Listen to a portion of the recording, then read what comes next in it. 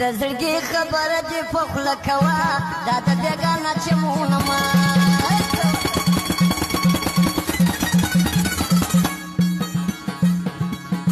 د زړګي خبره دې په خوله کوه دا د بېګانه چمونه مه